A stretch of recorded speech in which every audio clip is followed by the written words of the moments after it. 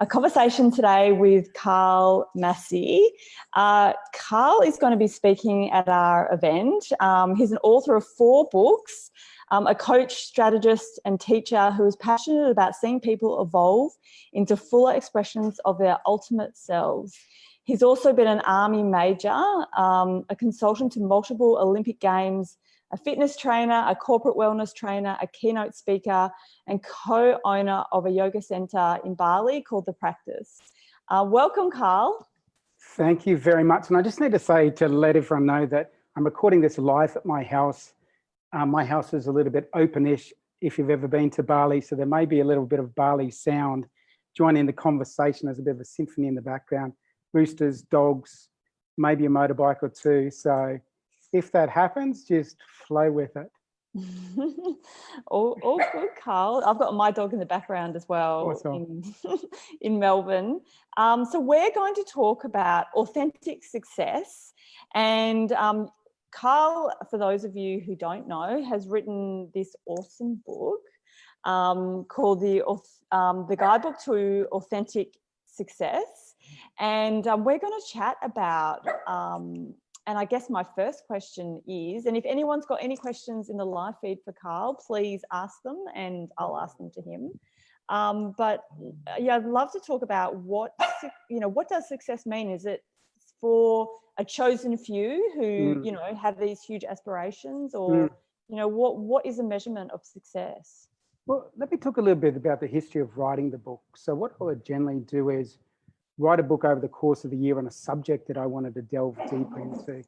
So I wrote a book on happiness, and then I wrote a book on optimum health. And then I wanted to write a book on success as I looked at how I could be more successful. But as I was going to write that book, and I wrote these guidebook series, so it was the Guidebook to Success, but then I don't know, little flash of whatever landed on me, and I decided to put the word authentic out the front of success, and it changed the entire dialogue. I think it changed it from 2-dimension to 3 or 4-dimension. It started making things holistic. So I think most of the time, if we think of and we look at success, and if we get asked what constitutes success, we probably lean towards financial success. We lean towards professional success, maybe our job description or whatever, these measures. But once we put authentic success out the front, it becomes a holistic conversation, and it starts taking us sideways. It starts taking us into conversations about what are the quality of the relationships like in our life, of the goals I'm doing, how deeply meaningful are they?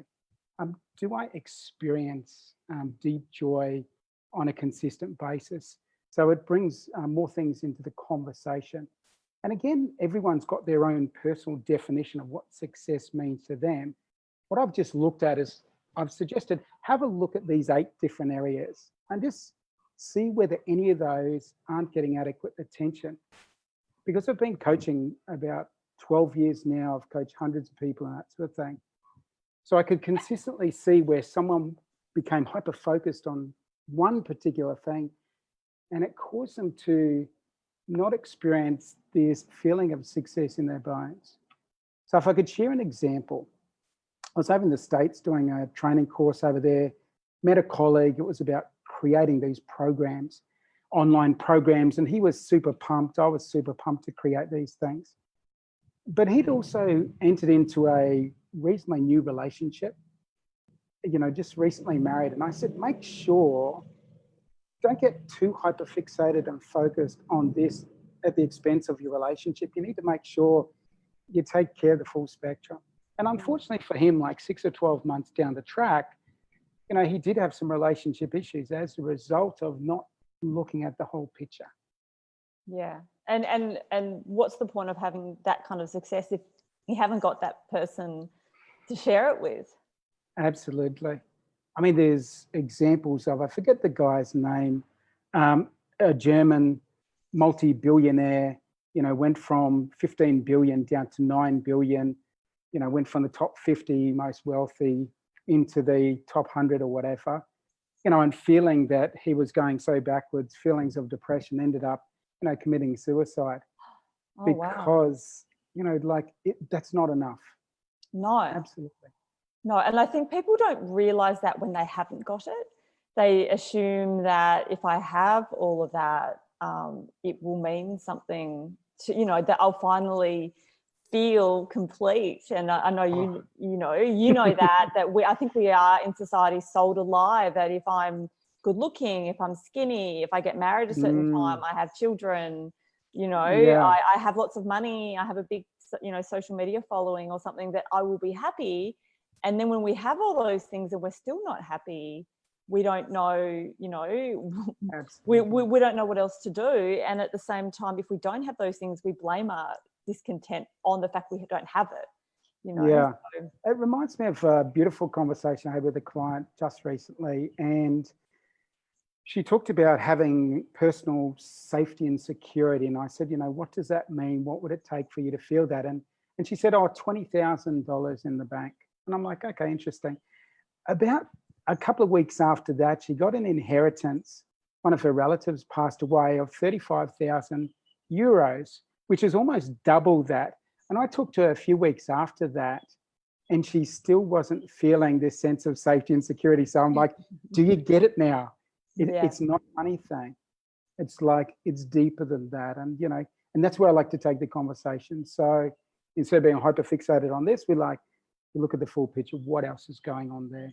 Yeah. And I think that's what people don't understand. However you feel now is how you'll feel when you get all the goals that you're looking for. Yeah, absolutely. And there's some great teachers out there now saying about, you know, what is the feeling that you want to have, as, you know, set that as the goal marker as opposed to the thing you want to have. What feelings would you like to have? I'd like to have more peace. And what a beautiful goal that is to, you know, steer in the direction of. So you obviously take a really holistic approach to success, which means that everyone can feel successful before reaching that benchmark that we assume that we all need to reach in society. So like, how do you coach people with this? The thought that just came to mind then is a quote by Earl Nightingale. He says, you know, success is the progressive realization of a worthy ideal. And you could change that worthy ideal to worthy goal. And what I like about that is it's saying, if you've chosen something worthy to head in the direction of, providing you're progressively going in the direction of that thing that you've deemed worthy, you can feel success along the way.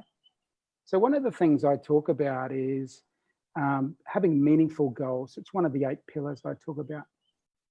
And for me, a meaningful goal is, it's good for me at a deeper holistic level, not at a narcissistic feeling good in the moment sort of thing.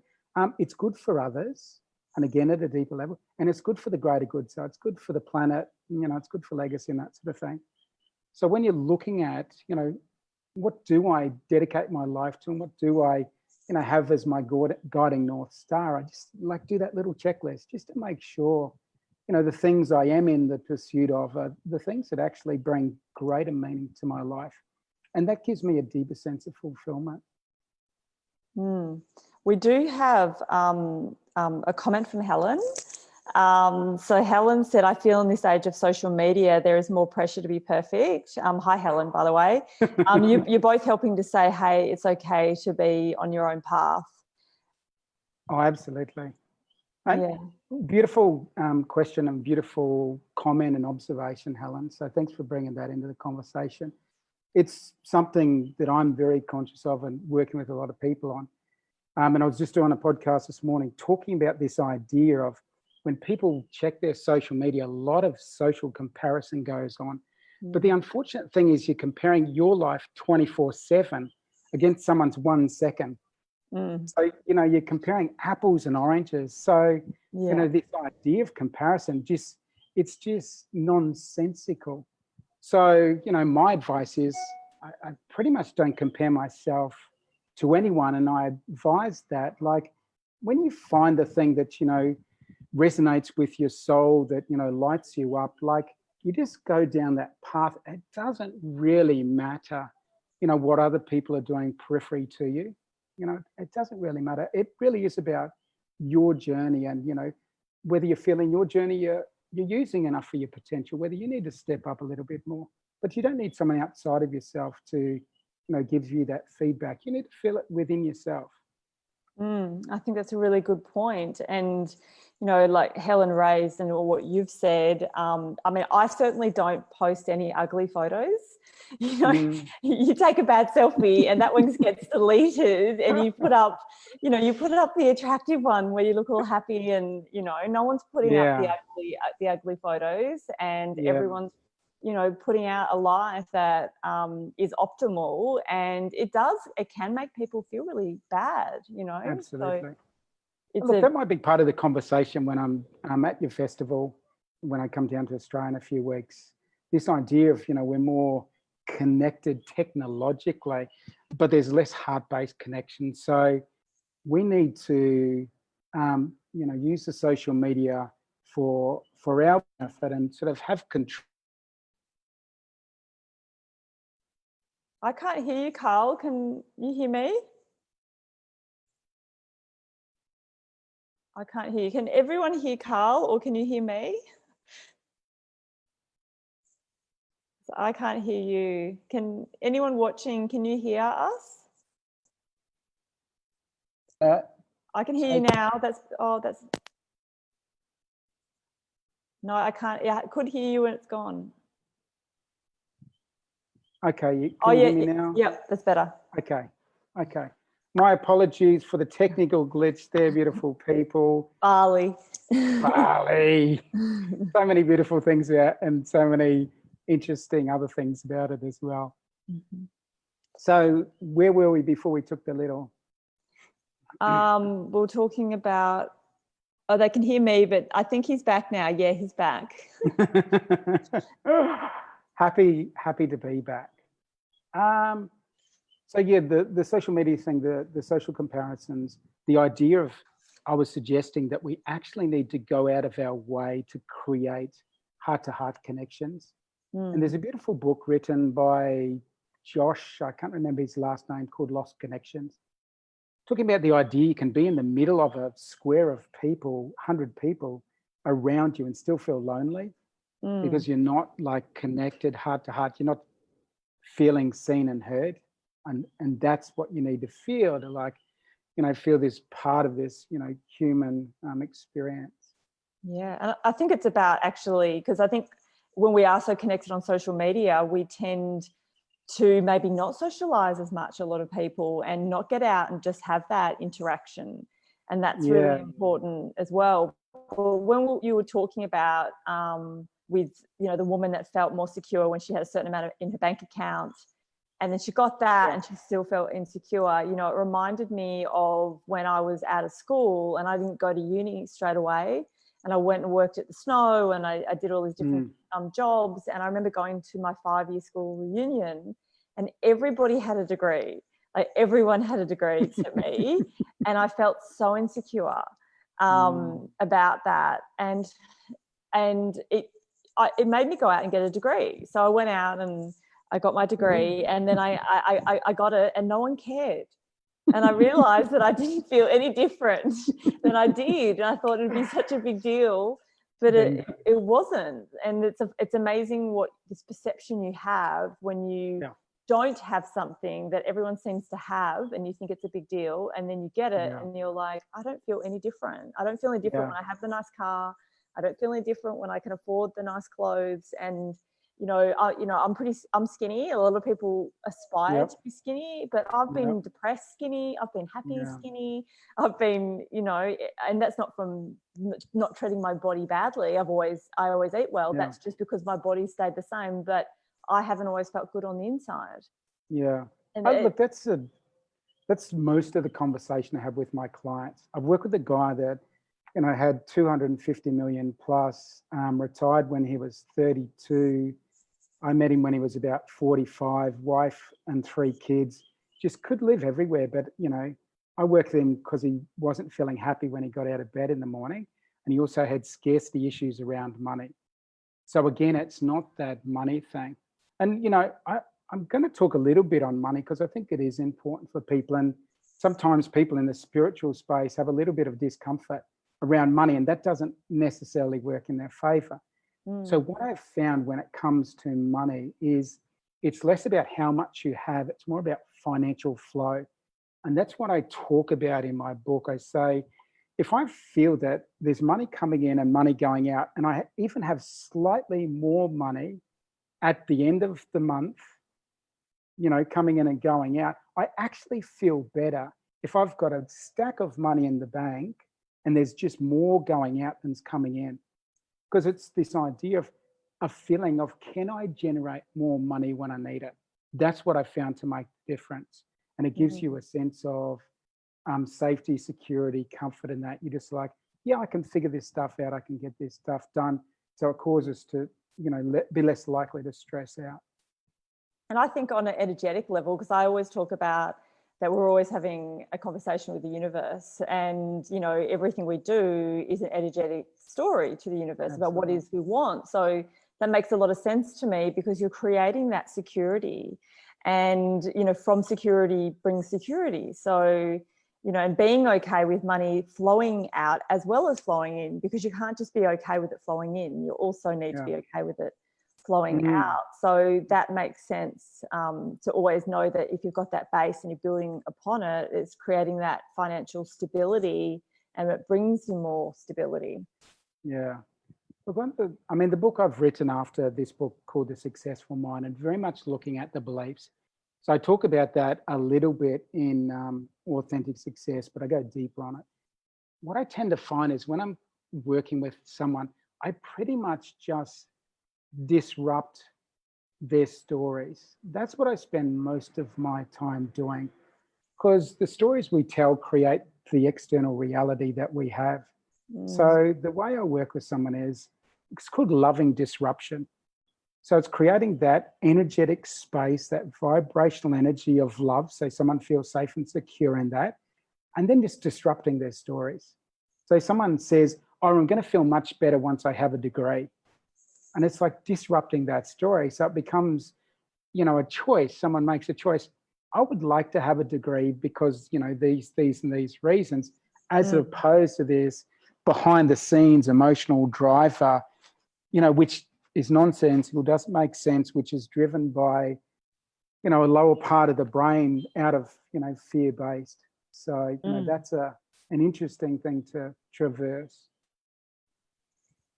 I definitely agree with that, and from firsthand experience, I find that it doesn't make you feel any better. So we've got a question from Robert. How do we connect and be directed to things that drive our heart center? Yeah, great question, Robert. And I was just doing a presentation yesterday to a yoga teacher training course on the business of yoga, and I was talking about tapping into the inner guidance system. And we can only tap into that inner guidance system when we're still, when we're quiet. Like, this is something I'll talk about when I'm in Melbourne doing the presentation. This decision-making mastery, like we can only truly hear, that inner dialogue and connect to the wisdom of our heart when we get really still, when we get silent, when we slow down, when we stop. So a lot of times we might be getting false signals along the way. So I like to think, when we stop and we check in, when we go quiet, when we're tuned into nature, when we're in an elevated emotional state, that's when we're truly hearing the wisdom of our heart. Now, we might hear the wisdom of our heart tell us something, and, that resonates with it. We get the chills. And for me, the chills is a sign that we're plugged into the universe, we're plugged into source or whatever. Once we have that experience, then it might be to actually bring that experience into fruition. There might be hard work. We might have to unfuck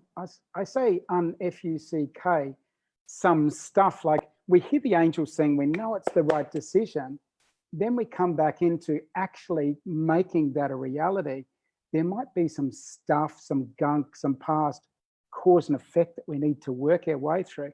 Too often people get into that cause and effect stuff and think, oh, maybe it's the wrong decision because this feels uncomfortable. Providing you've heard the response when the angels are saying, it's the right path. It's just, you need to go through this discomfort.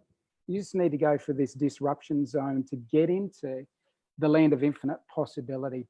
So you move out of the comfort zone, you go through the discomfort zone, and the possibilities on the other side.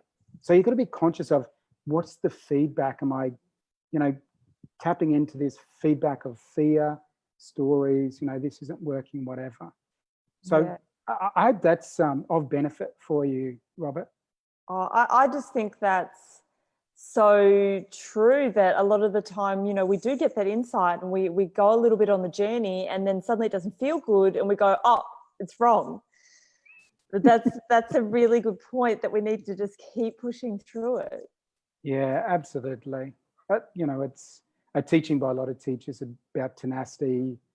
Angela Duckworth wrote that book called Grit, and looking at who were the most successful. She looked at, kids that won spelling bee contests, cadets that graduated from West Point Academy in the States, military academy. And it really came down to grit. It wasn't the ones with the highest IQ and the ones with the highest EQ or whatever. It was those people who just had the tenacity. And we see it in business as well. It's like there's people get spat out the back end, a year or 2 years into it, because it is really hard.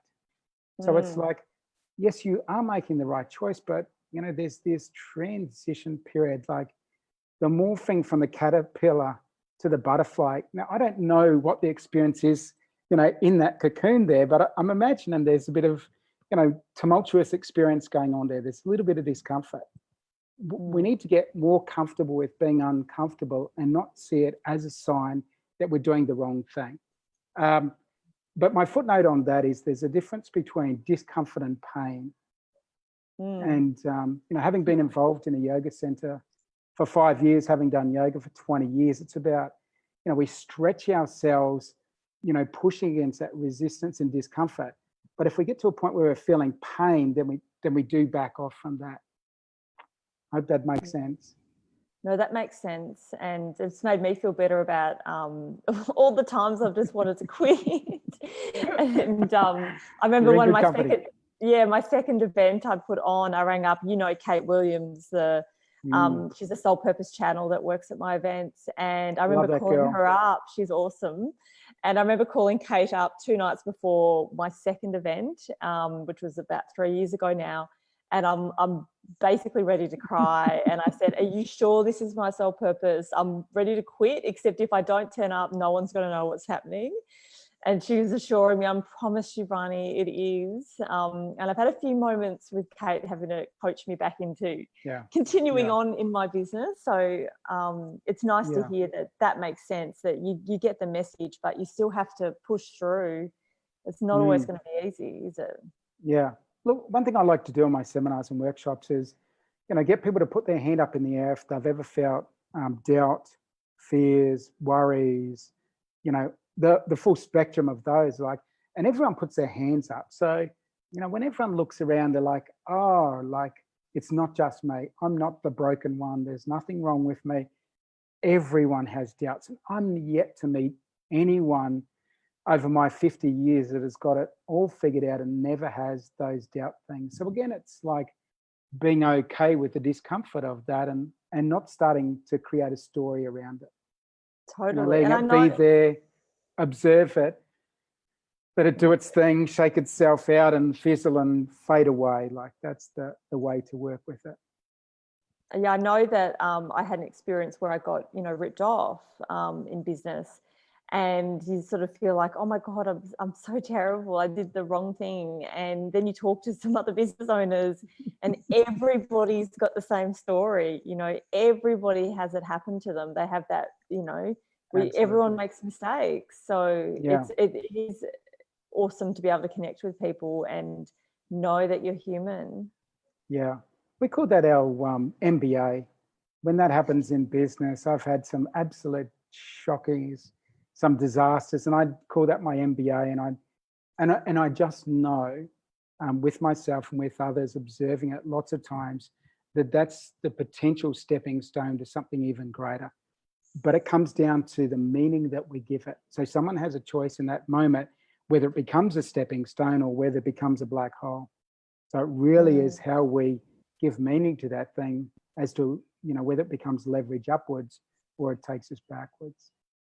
I remember I had lunch with you in Bali a few years ago, and I very much remember you saying to me, because you coach a lot of people when it comes to business partnerships, that a lot of people will know more about the potential, you know, lover that they're going to marry than they do about a business partner before they go into a business. And yet, you know, 50% of marriages fail. And I don't know what the statistics for partnerships, but it must be even higher. I suspect it is even higher. What I say is the currency when you go into an intimate relationship is love, which is, you know, high value commodity. When you go into a business partnership, it's money, and again, that's a high you know, emotional commodity as well. So it's people rush into these things before they've had time to get to know each other. You know, are our values in alignment? Do we share similar goals? Do we work well together? And I call myself a strategist because I'll work with people and I'll say, you know, just slow it down, do a small project. You know, society is just trying to encourage us to rush.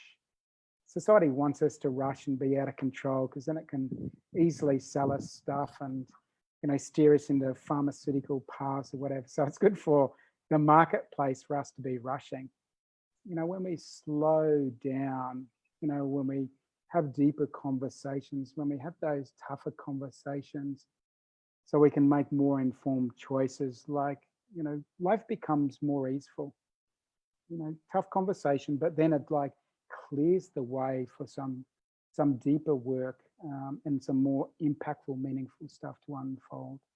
Yeah, and I love the advice you're giving, because I feel like sometimes in this space, it's all, people can move too fast, and it can be about, you know, this huge, like these big moments and, you know, manifesting mindsets and things like that. And I feel like that everyone's a little bit up here, whereas we need to become a little bit more grounded and actually on the earth, where we understand the truth and not so much those goals of, instead of having, you know, millions of dollars, that just to have that financial stability or whatever it is, having those really measured way outlook. And I think that there are a lot of people in society that are measured. I think that in our space, in that heart-centered spiritual space, people tend to be a little bit ungrounded with their views and hoping that they can sit there and imagine the amazing car on the couch and that's going to materialize for them.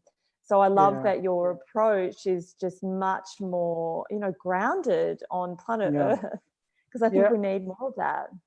Look, I've had some beautiful teachers, coaches, mentors along the way. One of my, you know, most favorite beautiful people on the planet is Diane McKean. Now, she's like coming up 80. She's been in the personal development space since she was about 12. You know, and I had the good fortune to, you know, talk to her at the early stages, and I'm getting frantic and I think I need someone else to complete me to take my business up and that. And she just said, slow down, like just continue to do Calm Massey, be Calm Massey, you know, get more of an understanding about Calm Massey. And 5 years later, you'll be surprised at who's not around that was, you know, going strong 5 years back. And here's a, you know, a person, Diane's been running retreats, a single retreat, well, she runs about 3 or 4, but for 30 years, one retreat for 27 years, like just, you know, staying that persistence. And she's all about like making a difference. So, you know, that's her key driving force. She's all about service. And when we take the attention away from me and we turn it around to service, you know, then, you know, this authentic success does have the opportunity to go deeper, because we stop being ego-based and we become more heart-based, more love-based. And again, that's what I think is our personal evolutionary path. Yeah, no, I love that, because I actually had it come to me not that long ago that, you know, how can we be both authentic and have that the manifesting mindset that people talk about, which is in a lot of ways projecting being something that we're not yet.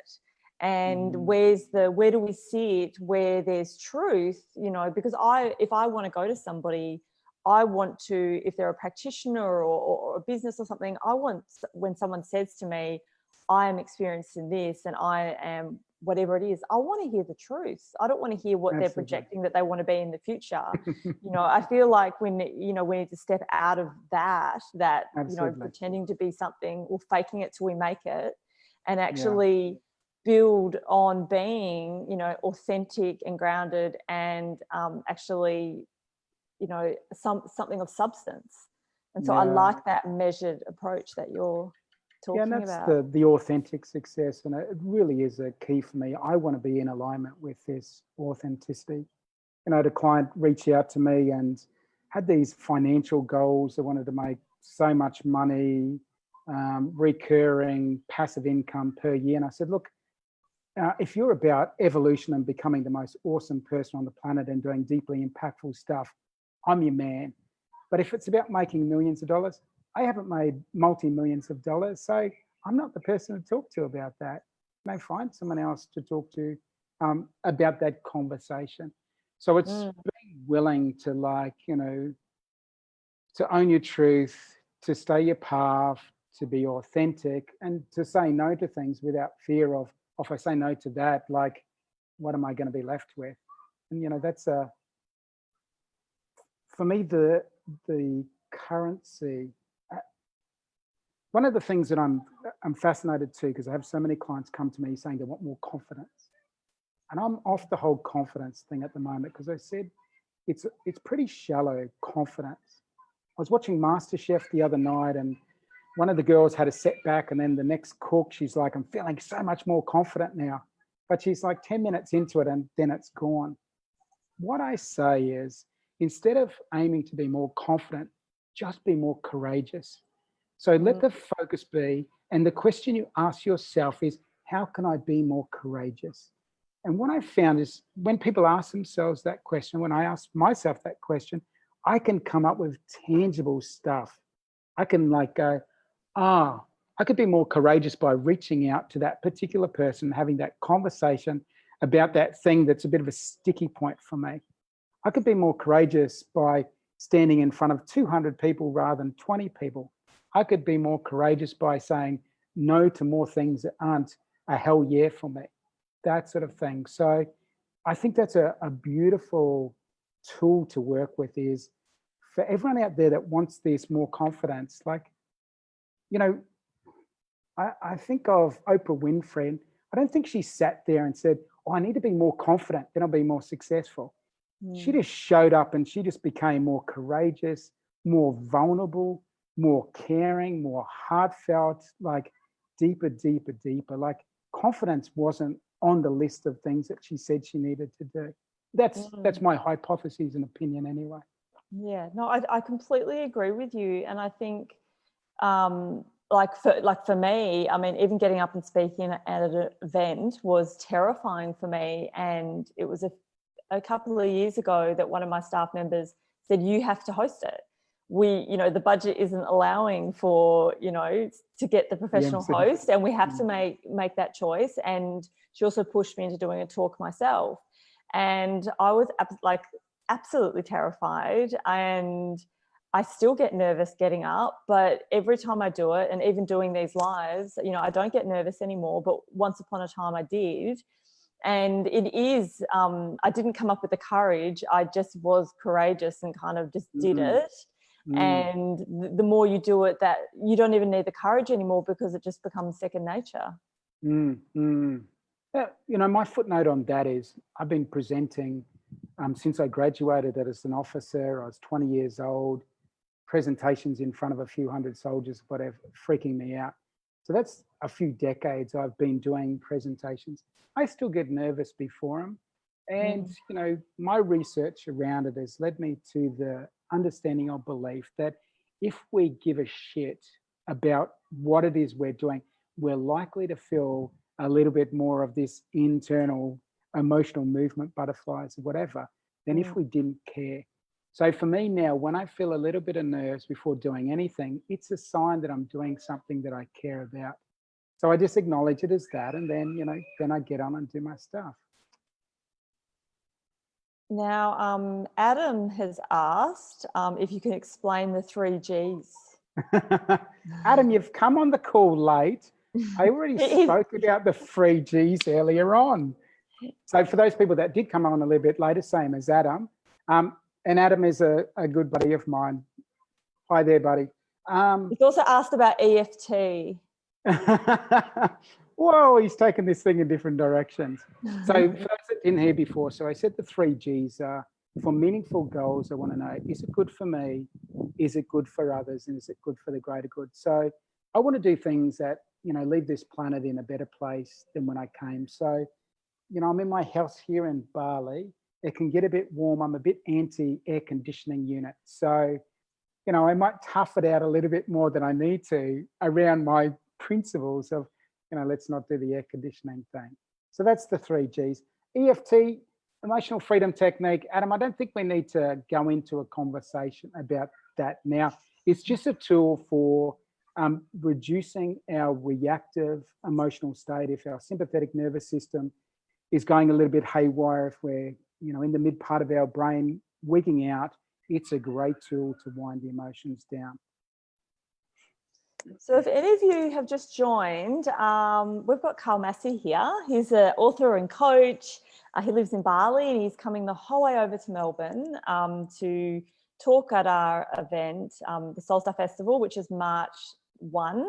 And he'll be talking about decision-making mastery. Do you want to tell us a little bit about what you're going to talk about? Yeah, absolutely. One thing I consider myself is very much a teacher, educator, and I'm so interested in offering practical advice. So a lot of times we get, do this or do that, or we need to be doing more of this, but we don't get the how. So I want to get down into talking about specifically what we need to do step by step in order to make our most important decisions. And I think this information is priceless, because for me, it's the choices we make, the decisions we make that determine our destiny. So if I want a different destiny, if I want to be a co-creator of my destiny, I want to get really good at this decision-making thing. So, I was in the military for 14 years. I was consulting to Olympic Games around the world as a bomb management expert, so very strategic stuff. So I want to take all of that. I've studied neuro-linguistics programming, hypnotherapy, and I want to merge those together and my coaching work to say, this is what I've found to be the most impactful way to go about making your best decisions. Amazing. I can't wait to listen. I hope I get a chance to. And I know that you're also doing a door prize. Do you want to tell us a little bit about that? Yeah, absolutely. So Adam, who was just on there before, is hosting my Life Masterclass, and it's the summation of the 20 years of everything I've learned. We look at processing the past, getting clear about the future and how we can optimize ourselves in the present. It's a 2.5-day workshop I'm going to do the weekend after the Soul Star Festival. So I've decided to put a ticket into the mix there, and that will be one of the lucky door prizes at the event. And the tickets are worth $649. So it's a powerful experience. It's a game changer. So be at the festival for that opportunity. Yeah, amazing. I've heard incredible things about your courses, and I've read your book, and Carl's got 4 books, but this is the one we were just talking about tonight with the Guide to Authentic Success. If you guys want to find Carl and connect with him, other than of course seeing him at our festival, where can they find you? So the website is carlmassey.com. If you go on there, sign up for the newsletter. Occasionally I'll pop into Facebook, and I've got a Facebook page there. If ever anyone reaches out and asks me a question, I'm more than happy to help out. I love helping, serving people. So that's always there. And what I just thought too was I've created an audio book for my most recent book, The Successful Mind. What I'll do is I'll share a link to that with you, Brenny, so people can actually get access to the audio book on The Successful Mind. And that's about a 2.5-hour read, yours truly reading through that. So that might be a beautiful resource, because information in that, I think, needs to be in everyone's hands. It's sort of my gift back. Beautiful. Thank you, Carl. Well, thank you for joining us tonight. Absolute pleasure. We'll see you in a month. I look forward to it. And about now, sun's going down. The kids are starting to come out to play. It's going to get a little bit louder and noisier outside. So it's probably a good time for us to wrap this up. Yeah, awesome. Thanks for talking to us, Carl. We'll see you guys soon. I look forward to coming down to Melbourne and see you soon. And thank you so much for the invite, Brenna. Really appreciate it. Thanks, Carl.